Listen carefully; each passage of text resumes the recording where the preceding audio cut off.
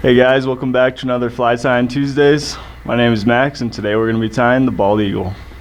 So in the vise, I got one of my favorite hooks, the 811 size 2 fire hole. I'm going to be using a Gamakatsu Octopus size 2 as my trailer hook. Got some rabbit strips in cream by Hairline and some rabbit strips in brown. And then for my eyes, I'm going to be using the MFC Sparkle Eyes red and gold in the large size. My thread is a UTC 140 in tan, and I'm using some Crystal Flash in pearl, and of course the Loon fly tying kit. For my trailer wire, I'm going to be using the microfilament braided line in 50 pound. And then I'm using a chip clip. So grab your favorite bag of Frito-Lay or Doritos and take off the chip clip, and it makes a great fly tying tool. Take my thread, start just behind the eye, make some wraps working back on the shank. Snip out my tying thread.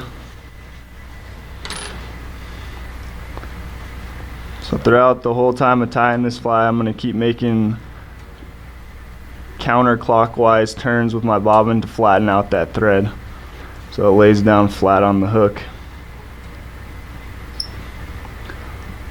Build up a little bit of a thread body on the hook shank.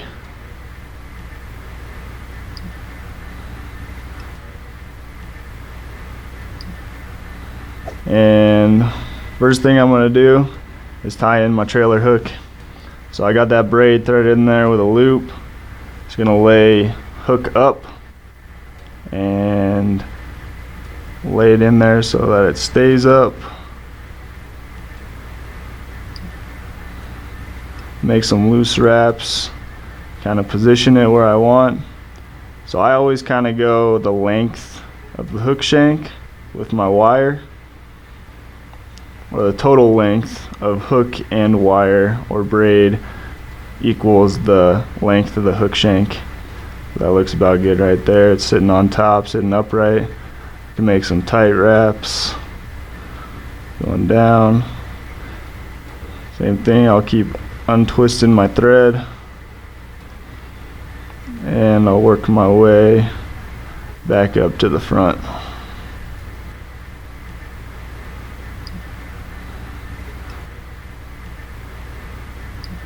And when I'm working my way up, I like to kind of keep teasing it like that so that it doesn't have any like build up in one spot, and it just lays down real flat against the shank.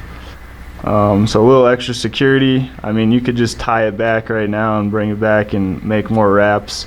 I like to thread mine through the eye because it's a pretty large eye on a size 2, and then I'll fold it under and make some more wraps going up to the eye and start working my way back.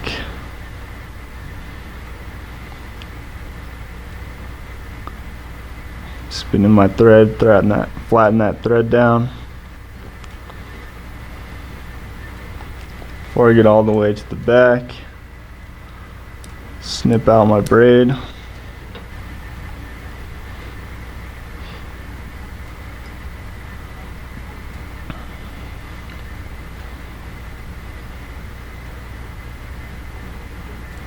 And we're going to tie in the eyes.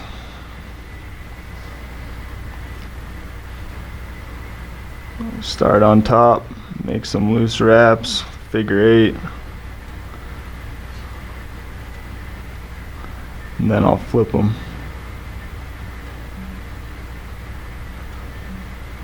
I like to flip them upside down because it just like weights the fly, the head of the fly down more, so that when you're stripping it or you're retrieving it back to you, it dances and pops down and up a little bit more. Make a bunch of tight wraps.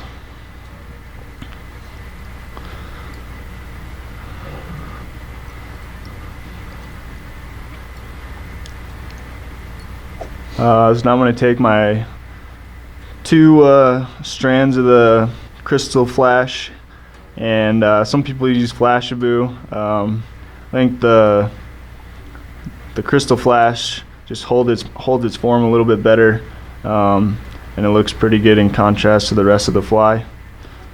So kind of measure it out. I kind of like it about the length of my trailer hook. I might trim it down a little bit more once we finish it up, but we'll start there. So take my 2 strands, make some loose wraps.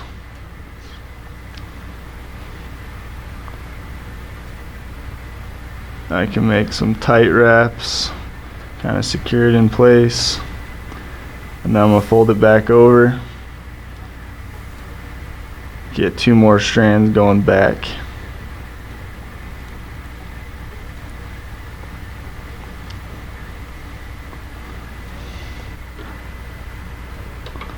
And then I can trim them out equal to the first ones that I tied in. So you could add, don't do that.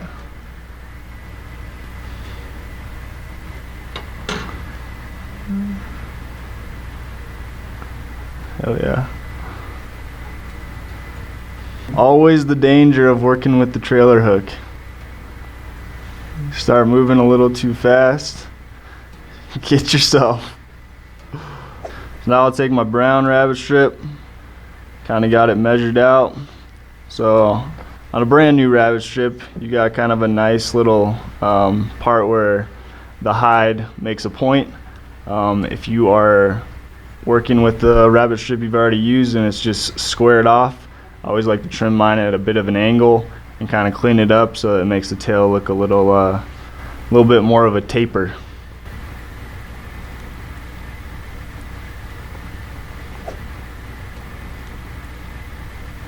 Measure out my strip. That's going back to about the end of that trailer hook. Make some loose wraps where I parted my hide or my fur.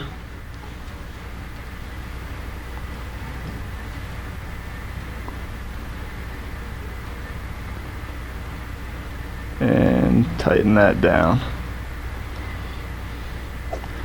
So pull my rabbit strip back out of the way.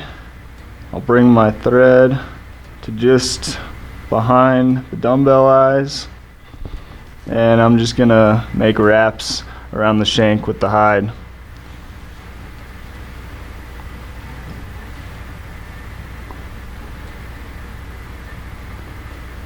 So I'm gonna tease my rabbit strip back and keep making wraps up to behind those dumbbell eyes, making sure I don't trap any fibers with each wrap.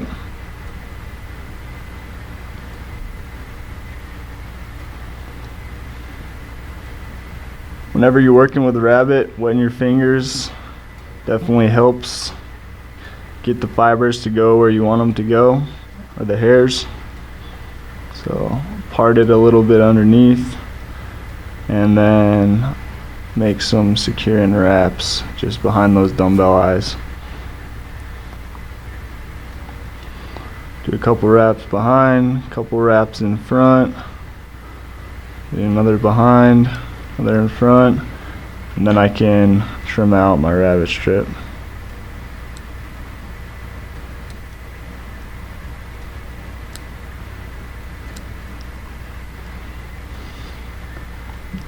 We're going to build the head using that cream rabbit strip, and we're going to split the thread. We're going to use the chip clip, and we're going to throw the rabbit hair in the parted thread and do like essentially a doubling loop, which will spin up those fibers and kind of puff them out. So make sure that thread is flat, and before I do that, kind of measure out my rabbit strip. So this one I've already got in here, so I'm just gonna pull those fibers, get them even, and then smash them in the chip clip, and then I'm just gonna trim right along the line of the clip so those fibers are poking out. So we moved the camera down here so you can kind of see everything in full. Stonefoil also makes material clips like this. They're a little bit smaller, even the large one's a little bit smaller than this one. I'm just building up a big head, so I kind of went with the longer chip clip. Some of the chip clips also have teeth on them. You're going to want one that's just flat when they come together, so that holds that material in there real well. I'm going to go ahead and split my thread using a sharp bodkin or the point of a hook. Helps split that thread evenly. Throwing a half hitch or a whip finish before you do this stage can be helpful, so that if you do pop the rabbet out or break your thread or something, it saves your work. So once I got my thread split, I'm going to take my chip clip, I'm going to insert it up there, insert it up in there. Make sure I got some tension on the thread once I let it go. And I can kind of even out the fibers, make a couple of little turns, tighten it up a little bit. I missed a little bit of it up top. I'll pull those loose ones out, kind of even up the other ones.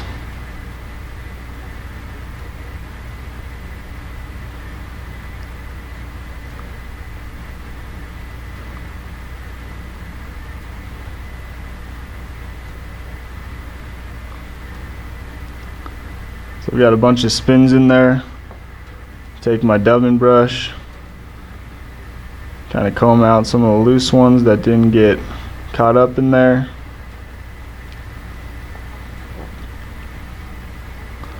Kind of tease them out a little bit. A couple more spins, tighten it up.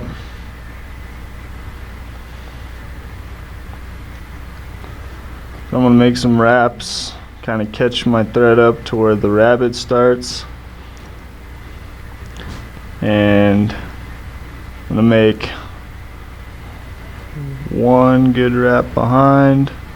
We'll go up across to the front, back behind the one closest to me, and then two wraps in front. Kind of pull those fibers back and bring my thread up just behind the eye.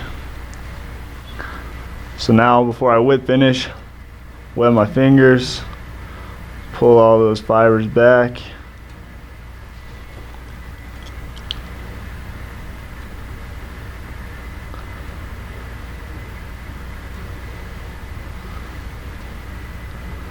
Comb it out a little more. Also take my brush, kind of work some of those other fibers back.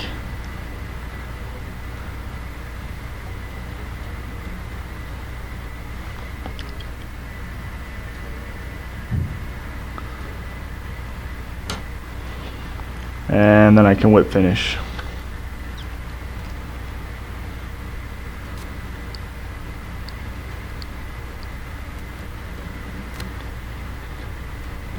Last step is just to trim out that front hook.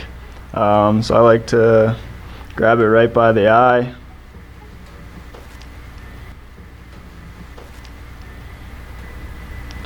Kind of pull my fibers back.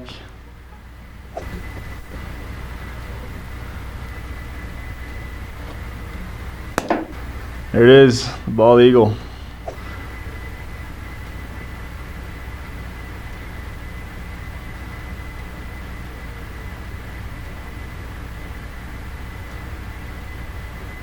If you enjoyed the video today, make sure to give us a thumbs up and share it with your friends.